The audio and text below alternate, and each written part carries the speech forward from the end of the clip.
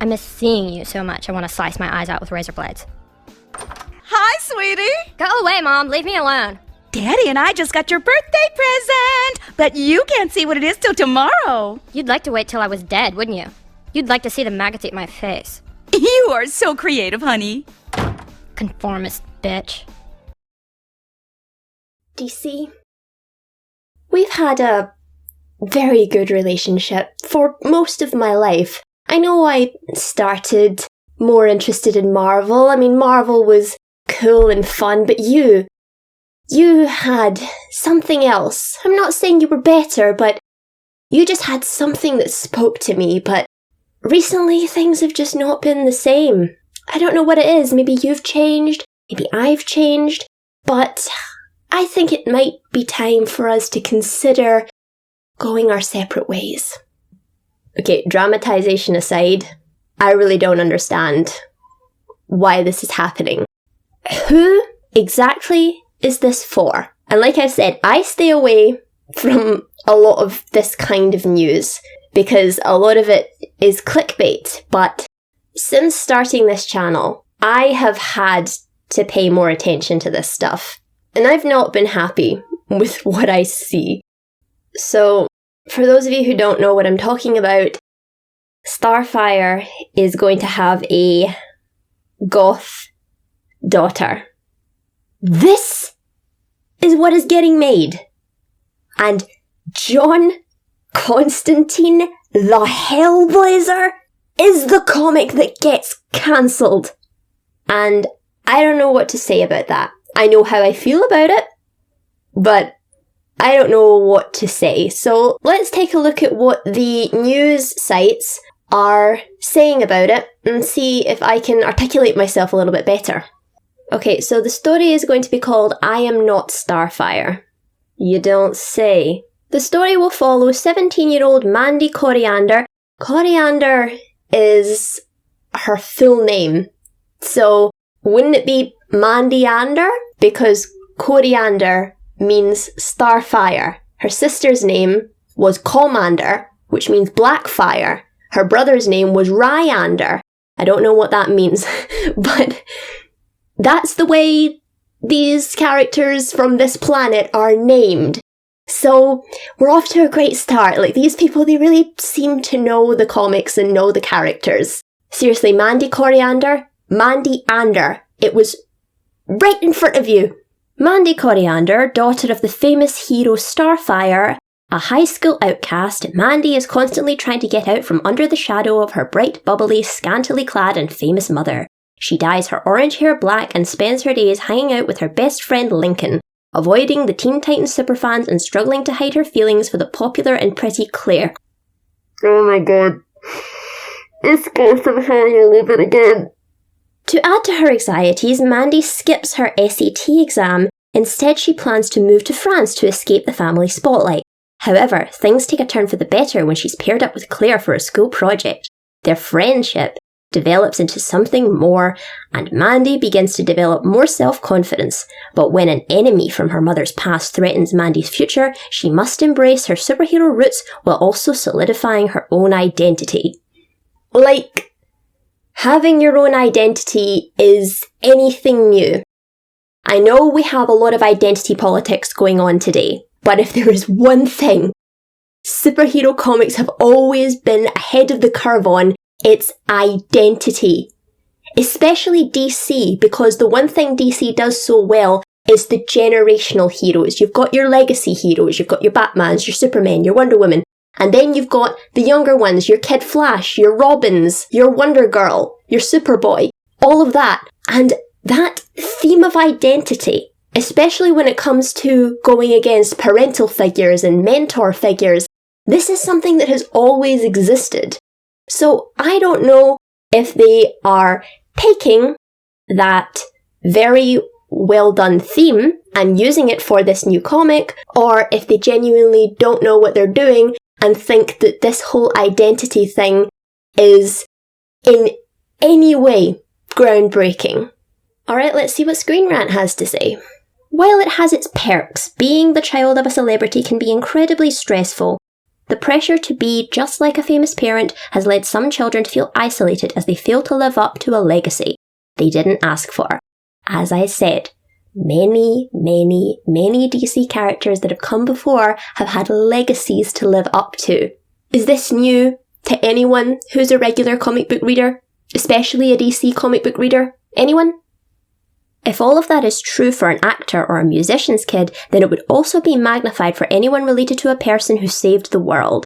While some comics, such as Robert Kirkman's Invincible, good God, please do not compare this comic to Invincible. That is kind of embarrassing. Seriously, read Invincible. It's really, really good. It's not DC or Marvel. It's probably the best comic I have ever read that falls outside of the big two. Robert Kirkman's Invincible have explored the concept. It has very rarely been addressed in the mainstream. DC is looking to change that. God! It has rarely ever been addressed in the mainstream. Yep, without repeating everything I've just said, do you know anything? Anything? Do you have any concept of legacy characters? Do you have any concept of the history of sidekicks in DC Comics? Or are you just going off the Marvel movies? Is that the extent of your comic book knowledge? And maybe you did watch Young Justice, because outside of season 1, that handles the legacy theme very, very poorly, just like it handles most things poorly. But getting off track, do they have anything else with which to embarrass themselves? DC's latest foray into the world of young adult fiction sees Starfire having trouble connecting with her daughter. Mandy is the exact opposite of her mother, in just about every way possible. The teenager is an antisocial goth who can't stand the idea of her mother's fame. The constant barrage of questions from young fans of Starfire's adventures with the Titans leads Mandy to dye her hair black and avoid crowds at all costs. Aside from her best friend Lincoln, the only other person she cares about is her school crush Claire. Just as Mandy begins to open up to Claire though, Starfire's past come back to haunt the former Titan and her daughter.